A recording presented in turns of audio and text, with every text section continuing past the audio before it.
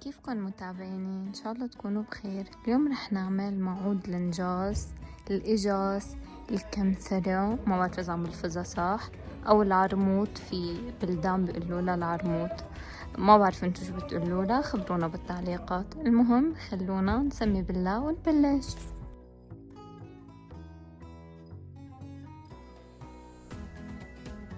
بداية رح احضر محلول الكلس يلي بدي احط فيه النجاس وانا عم بشتغل لحتى ننقع النجاس بقلبه. اول شي كل 5 اكواب من المي بدهم معلقة كلس. رح نحط الكلس بالمي ونحركه منيح ليدوب ونتركه على جنب لحتى يرقد الكلس بكعب الجاط، ونحن رح ناخد رائق الكلس بس، المي الرايقة من الكلس. عم صفي رائق الكلس على جاط تاني، ورح اورجيكم الكلس اللي بيكون بكعب الجاط هاد منكبه.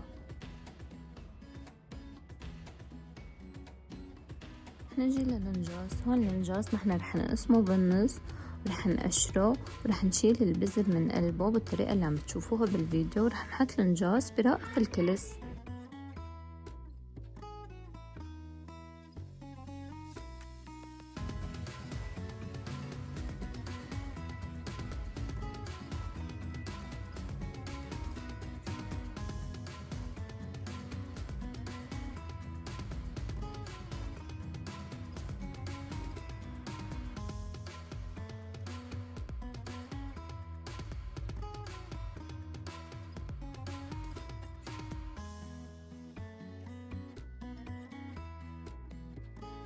خلصنا كل كمية النجاس رح نتركهم منقوعين بالكلس من 4 ساعات ل6 ساعات، أنا تركتهم 5 ساعات.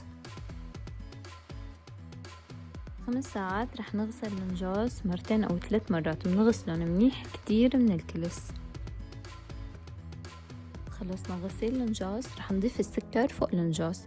كل كيلو نجاس بده تقريبا 700 جرام سكر.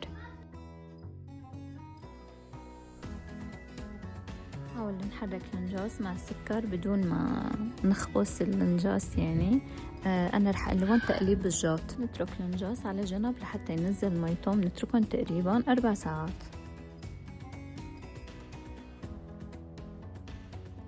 بعد ما النجاس ينزل المي اللي فيه رح نحط النجاس على النار لحتى نغلي. يغلي النجاس رح يطلع عليه هي الرغوة البيضة، بنحاول نشيلها.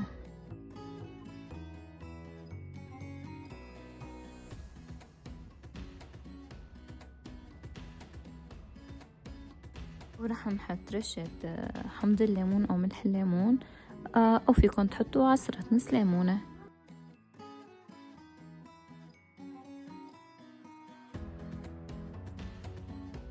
بدنا نضل منتبهين ومنحرك النجاس من الكعب مشان ما يلزق. نضل عم نغلي النجاس وننتبه له مع التحريك المستمر لحتى نوصل لهذا القوام. وأنا هذا القوام وصلت له بعد 1.5 ساعة من الغليان، يعني بعد ما غلي النجاس عندي ضلوا 1.5 ساعة وصلت لهذا القوام. لهون أنا حطيتهم كم ساعة بالشمس قبل ما أعبيهم بالمطربانات. شايفين هون كيف القطر صار مثل العسل.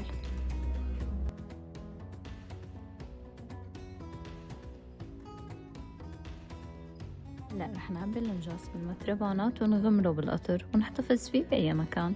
وهيك بيكون خلص الفيديو لليوم. إذا عجبكم الفيديو اعملوا لي متابعة ولايك وتعليق حلو مثلكم.